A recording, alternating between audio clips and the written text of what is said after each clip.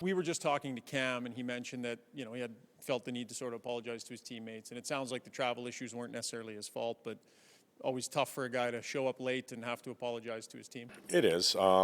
That's the type of person he is. There's nothing negligent about it. We don't control Mother Nature. We don't control pilots. We don't control schedules. And there's nothing he can do. In fact, he tried to solve the problem on his own by driving to another city to catch a flight and got delayed there too. So there's nothing he can do about it. He owned it. Teammates are fine with it. It's time to move on and play now. Can you chat about Oscar Klefbom and having him for 55 games this year as opposed to only 30 last year, and the impact that he's had on your team?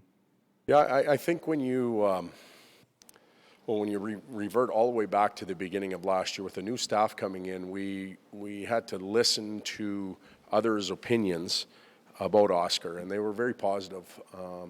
We begin the year, and he plays, and we're trying to get our feet wet with all the players, and all of a sudden he's gone and never returns. So the staff wasn't too sure exactly what they had in him. He returns this year, and he hasn't played for a long time, and he's trying to find his game again. I think he's finally found it. He's comfortable now. He's got a steady partner. His offense, his ability and want to shoot the puck is something we desperately need from the blue line, and he does a good job of that.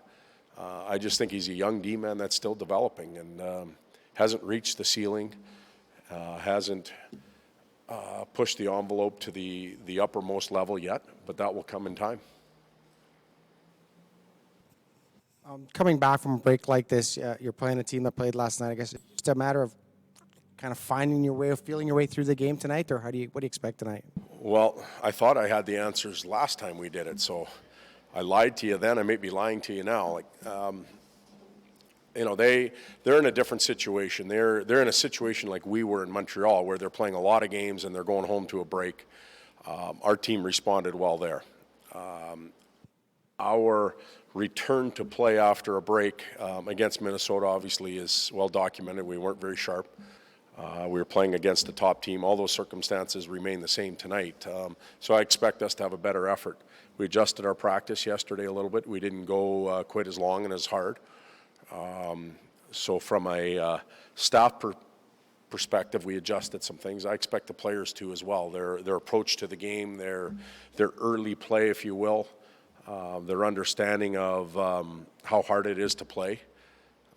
Want all of them to bring that to the rink tonight and then apply it. And yeah, we are going to be rusty. We're not going to be, we're not going to be at the top of our game, but we're going to try and work through the night to get there, and we'll need it to beat this team. Todd, it seems clear that your best offensive look with McDavid and Draisaitl playing together, that's been pretty consistent for a while now.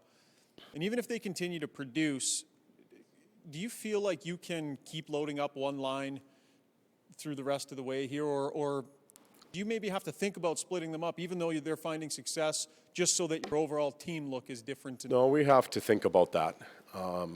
We thought and debated for a number of days over this break whether or not to shuffle things, but based on circumstances and the fact that our lines have played together for a fair amount, we're going to continue with that. That could change quickly tonight, but most of our offensive opportunities have come through Leon and Connor together.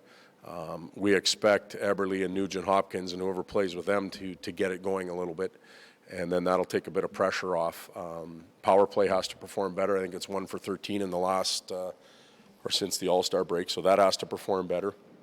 But the one thing that, there's so much focus put on the lack of scoring from All-Star break to 5-day break.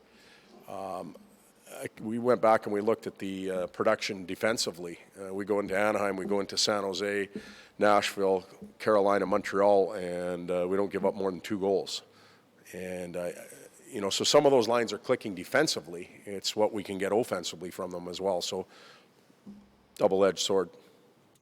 About the challenge of facing Kane, Anisimov, and Panarin, who really drive that team tonight?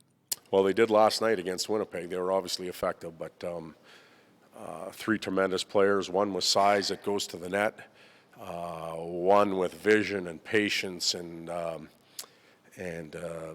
extraordinary skill.